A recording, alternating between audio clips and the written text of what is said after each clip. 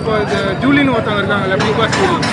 அவங்க பார்த்தீங்கன்னா இப்போ பெரம்பூரில் தளபதி இறங்கினாருன்னா அவருக்கு எதிராக பார்த்தேன் ப்ரோ. இப்போ வீடியோ இப்போ தான் பார்த்துட்டு வந்தேன். Julie video. அண்ணே நீ வந்து நாளைக்கு தானே வந்த, நீ நாளைக்கு தானே வரப்போற, நான் இன்னைக்கே வந்துட்டேண்ணா அப்படின்னு சொல்லிட்டு ஒரு வீடியோ போட்டுது. 200 ரூபாய் குத்தா என்ன வேணா பேசுவாங்க ப்ரோ. அதே மாதிரி பார்த்தீங்கன்னா கரூரில் வந்து 40 பேர் இருந்தாங்க. அதுக்கப்புறம் அடுத்த நிகழ்ச்சியில் கொஞ்சம் பேர் இருந்தாங்க. 50 500 ஆக்கிறாதீங்க அப்படின்னு ஒரு வீடியோ போட்டேன் நான். ஒன்று அதான் ப்ரோ, அவங்களுக்கு வந்து 50,000 கொடுத்துருப்பாங்க, பத்தில் நீ இதை விட பெருசாக போடு அப்படின்னு சொல்லியிருப்பாங்க. அதனால் பெருசாக போட்டுக்கிறாங்க. சைடில் வந்து ஒரு 5 லட்ச ரூபா வாங்கியிருப்பாங்க. ஒரு வீடியோக்கும் 5 லட்சம். யார் ப்ரோ போடாமல் இருப்பா வீடியோ? நான் கேட்குறேன். இப்போ நீ காசு தான் முக்கியம், எனக்கு ஒரு சூடு சோரணை இல்லை, வெக்கமான எதுவுமே இல்லை, ஓகேங்களா? வெக்கமான சூடு சோரணை எதுவுமே இல்லைப்பா, எனக்கு காசு இருந்தால் போதும், காசுன்னா நான் ராஜா மாதிரி வாழ அப்படி நினைக்கிறவங்க தான் போய் இந்த மாதிரி பேசுவாங்க. ஆனால் அவங்க பேசுறது மட்டும் தான் பேசுவாங்க. அவங்களுக்கே தெரியும் தளபதியை பற்றி திட்டினா ஃபியூச்சரில் என்ன ஆகும் ஏதாகும் அவங்களுக்கே தெரியும். ஆனால் இப்போதைக்கு வருமானம் போதும். ஆனால் இப்போ அவங்க பார்த்தீங்கன்னா தளபதிக்கு அவங்க விர்ச்சுவல் வாரியர்ஸ் இருக்காங்கண்ணே, அவங்க வந்து எங்களை வந்து ரொம்ப தரைக்குழுவாக பேசுகிறாங்க, ஆபாசமாக பேசுகிறாங்க அப்படின்ற மாதிரி சொல்கிறாங்களே, அதை பற்றி நான் நினைக்கிறேன். அது நான் வன்மையாக கண்டிக்கிறேன் ப்ரோ. அது நான் வன்மையாக கண்டிக்கிறேன். இந்த அசியசியமாக பேசுறது இதெல்லாம் வந்து பண்றாங்க. அந்த மாதிரி ஜூலி அவங்களோட ஆமாம் ப்ரோ, அசிங்கமான ஆளுக்கு அசிங்கமாக தான் ப்ரோ பேசணும். நான் கேட்குறேன், இவ்வளோ நாள் எங்கே ப்ரோ இருந்தது ஜூலி? இவ்வளோ நாள் எங்கே இருந்தது? இப்போ ரீசெண்ட் டைமில் கொடுக்கு முளைச்சிக்கிச்சு.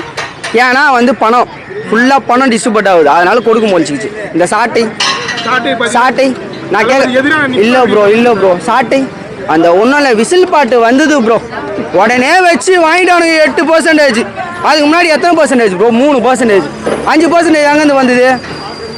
நான் போட்டேன் ப்ரோ, சீமானுக்கு நான் போட்டிருக்கேன், நான் சொல்லுவேன், நான் போட்டிருக்கேன் ப்ரோ, நான் போட்டிருக்கிறேன்.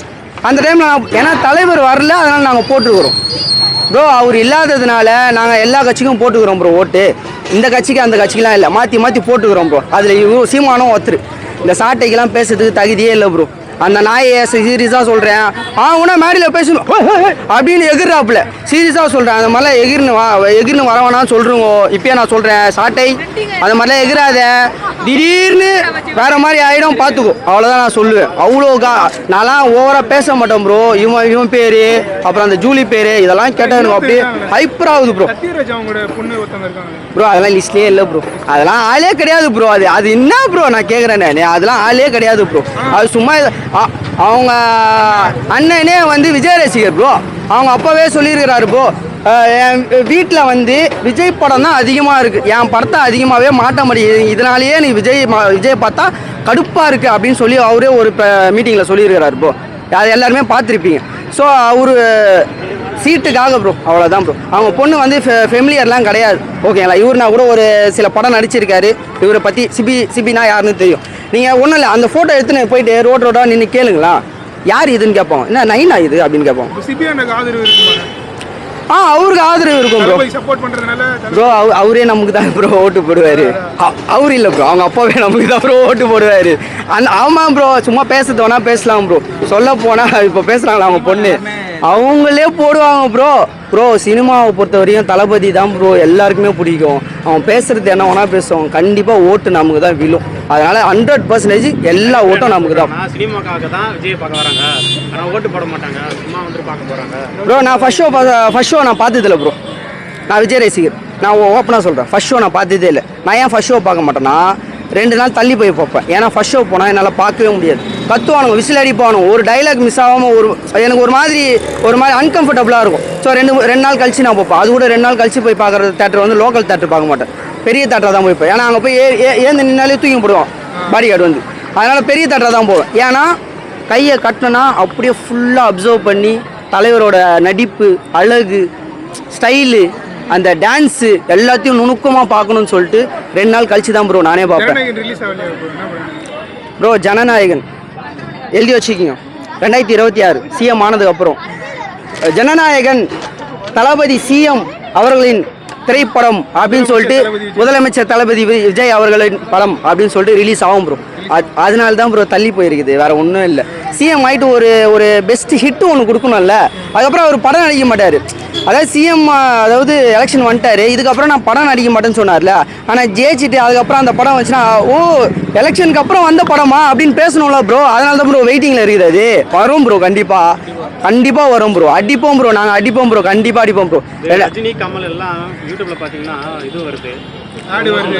எந்த ஒரு வீடியோ தட்டாலுமே அவங்க வந்து ஓட்டு ப்ரோ போட்டு கமல் வந்து சிறந்த நடிகர் ப்ரோ, ஓகேங்களா? சிறந்த நடிகர். நான் சொல்லலை, கமல் வந்து சிறந்த நடிகர். ஆனால் ஒன்று சொல்லிக்கிறேன், அவர் வந்து அவர்கிட்ட சொத்து எதுவும் இல்லை ப்ரோ. ஸோ அதனால் ரெட் ஜெயின்ஸில் கொஞ்சம் நடிச்சுனே இருந்தால் தான் வந்து அவர் கொஞ்சம் பணம் வரும், ஓகேங்களா?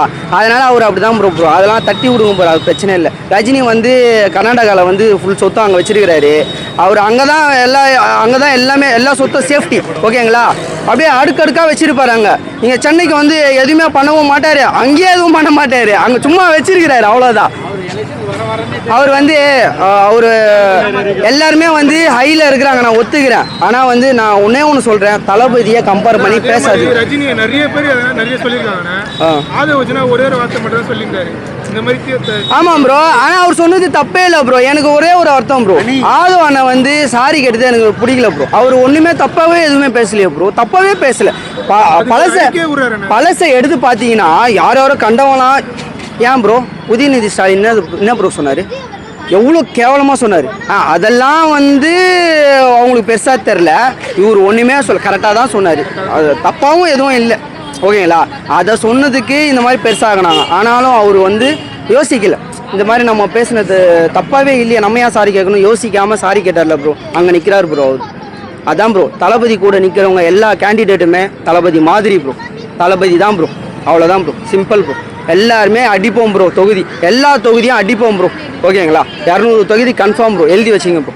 2026 உங்களுக்கு எழுதி வச்சுக்கலாமா ப்ரோ? எழுதி வைக்கணும் இல்லை ப்ரோ, ஆல்ரெடி எழுதியாச்சு ப்ரோ. 2026 தளபதி விஜய் சிஎம் அவர்களே அப்படின்னு வரும் ப்ரோ, கண்டிப்பாக டைட்டில் வரும் ப்ரோ, அவ்வளோதான் ப்ரோ. அடிப்போம் ப்ரோ, நாங்கள் அடிப்போம் ப்ரோ, அவ்வளோதான் ப்ரோ. நன்றி ப்ரோ.